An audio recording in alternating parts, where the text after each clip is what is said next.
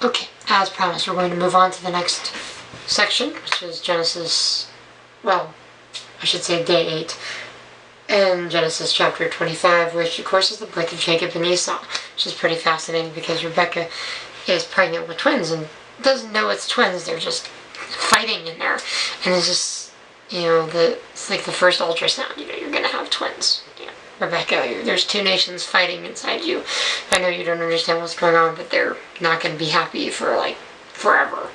The descendants of Edom, Esau, the descendants of Jacob are going to just hate each other for, a while. And it's important to know, because later you're going to read some genealogies. Those might get a little bit crazy, but just remember the whole reason why we have genealogies in the Bible is to remember that God cares about everybody. He doesn't want anybody to get lost. All of the people are important to him. The family lines are important. As we read each, who has whose kids and everything in the nations are important. You go down genealogies. It's important to have those in the Bible, and it's important to read them. You may not necessarily go, what is this for? Of course, there's the birthright stolen right off the bat in Genesis chapter 25. Jacob goes, Esau, you can have this stew for the birthright. I mean, really? Is it that? It's like he did not care about his family line.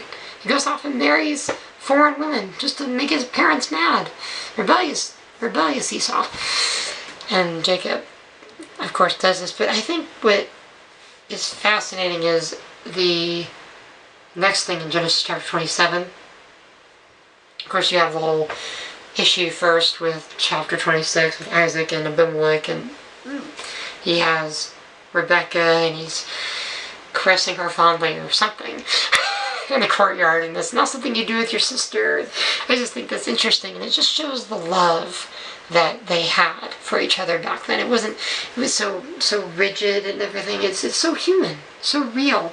That's what I love about the Bible, is that it's as human as it can be, because it's God's message to his people, to let his people know that he loves us, that he has promises for us, that he's going to fulfill, that he's going to take care of us every day, doing all of these things for our good.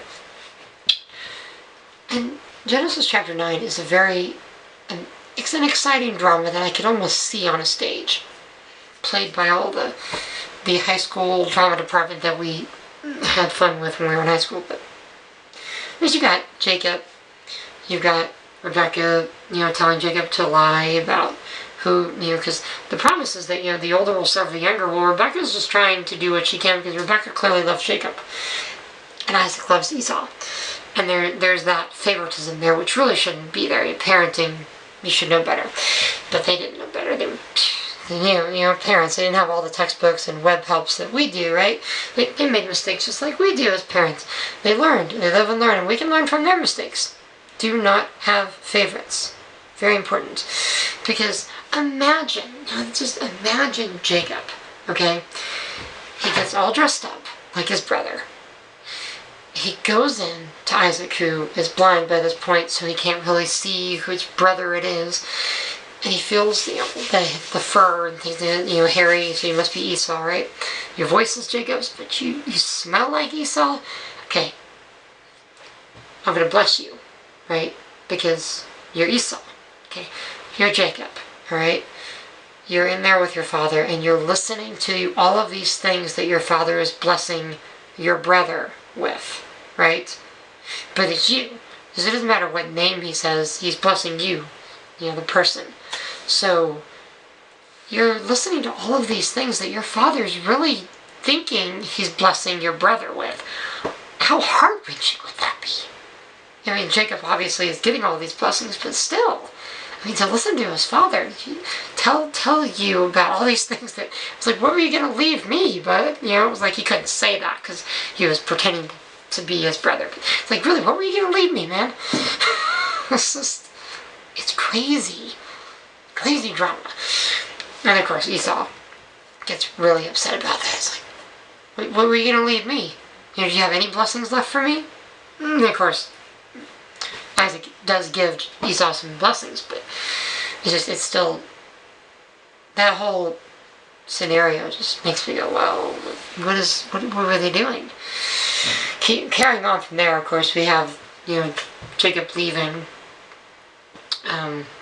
chapter 28, and God meets Jacob, and chapter 28 is important because the blessing is conferred to Jacob, just like it was to his father and his grandfather. I'm going to take care of you, you're going to be the man, you're going to be the one who has the blessings and his descendants forever.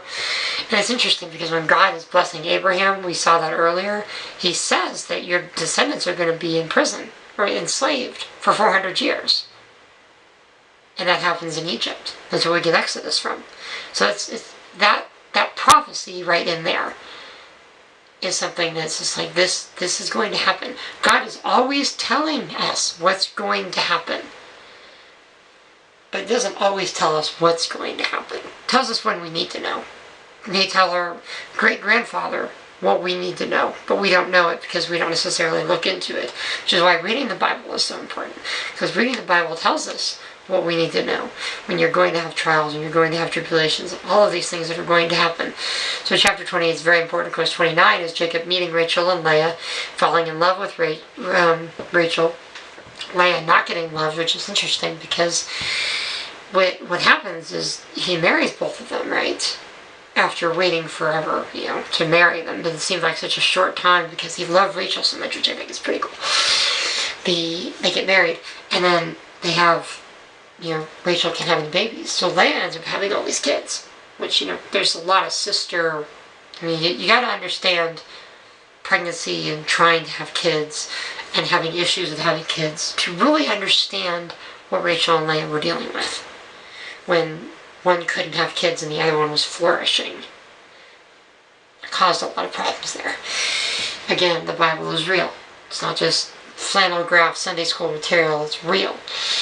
You can get a whole lot deeper in there. And of course, you end up with Leah having Reuben, Simeon, and Levi, which all three of them mess up and lose their inheritance as the firstborn, which you see later.